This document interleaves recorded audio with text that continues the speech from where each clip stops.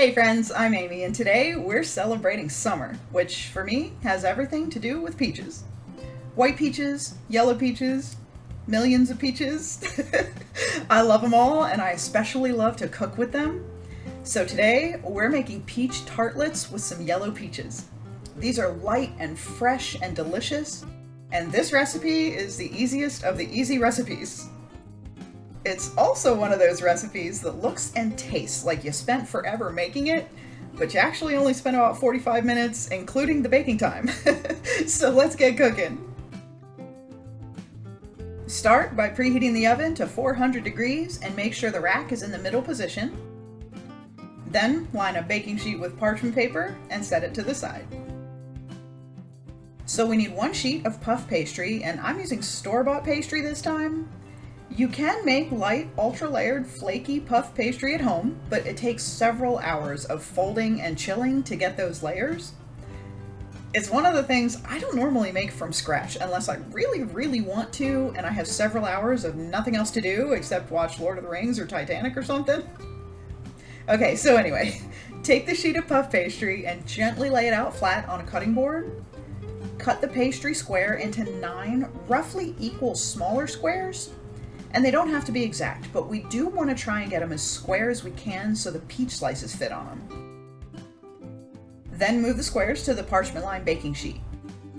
Make sure to leave some space in between the squares, at least 1 inch, so they have space to grow and puff as they bake.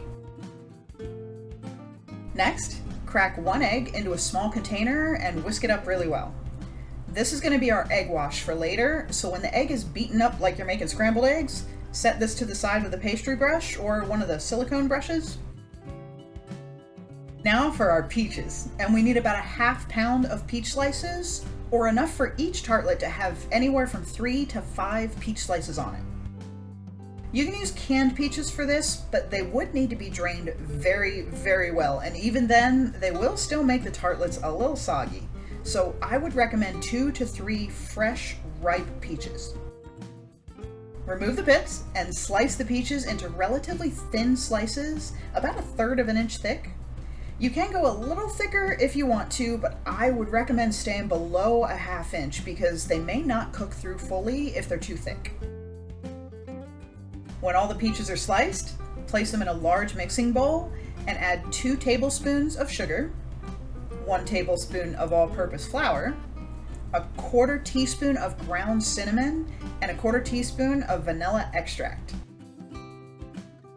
Stir and fold the peaches over until they're all coated in everything we just dumped in there. But be gentle though, because we don't want to break the slices up while we stir, since we want these to go on the tartlets as whole slices. I mean, it wouldn't change the flavor if the slices were pieces instead, but if you're going for the whole look or the aesthetic, we want to be careful to not break the slices. Now back to the pastry, and we're going to layer the peach slices on each puff pastry square. Try your best to keep a lot of juice off the edges of the squares, but these are peaches, so they're just going to be kind of juicy. I went with 4 slices per square, and I think one had 5 because 2 were pretty thin, but just keep going until all the pastry squares have layered peach slices on them. Now grab the beaten egg we set aside earlier and brush the egg on the edges of the pastry. You want to get every spot that isn't covered by a peach slice because this egg wash is going to make our pastry become lovely and golden in the oven. And last, sprinkle some sliced almonds on top, and these are to taste, so however many you like. You could even leave them off if you don't like or if you can't eat almonds. Bake the tartlets at 400 degrees for 17 to 19 minutes and turn the baking sheet around halfway through so all the tartlets brown evenly. Pull them out of the oven when the edges are golden and puffy and set them to the side to cool. Don't these look amazing?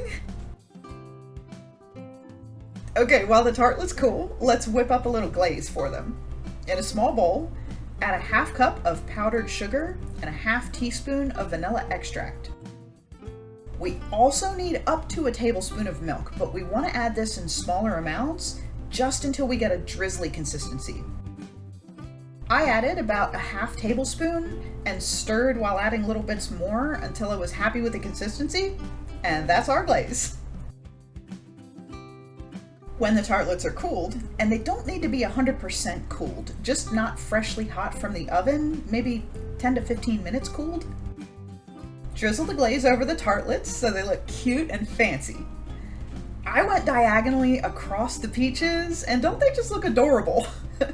When you're done drizzling though, it's time to dig in. These tartlets are absolutely delicious. The peaches are fresh and light with that delightful yellow peach tartness. The crispy pastry, the crunch of the almonds give these a lovely texture, and that glaze just tops it all off with the perfect amount of dessert sweetness. If you include a little ginger, nutmeg, and cardamom to the mix, they taste like little handheld peach pies. And if you wanted a lighter, less tangy, and more delicate flavor, you could use white peaches instead of the yellow ones. Both will work just fine with this recipe. It's such a fabulous way to celebrate summer, isn't it? Delicious and beautiful treats with fresh, in-season fruits when they're at their best. Now you could make these tarts all year round with fresh berries, nectarines, or even cherries in the summer, and then apples, pears, or kiwis in the winter. Okay, maybe I should not give myself ideas though, because these are really easy to make, like maybe a little too easy to make. Thank you so much for watching my video. Please like and subscribe if you're enjoying making wonderful and delicious recipes with me every week. Maybe leave me a comment below. What is your favorite fruit for making tarts and pies and little tartlets like these? Come and hang out with me on Wednesdays for copycat recipes of all your favorite restaurant, takeout, and fast foods. We're saving so much money making our own restaurant dishes, and they're turning out better than the restaurants, so come and check those out. I hope you have a wonderful week, and I'll see you back here next Sunday for another comforting, cozy, home-cooked recipe. Bye!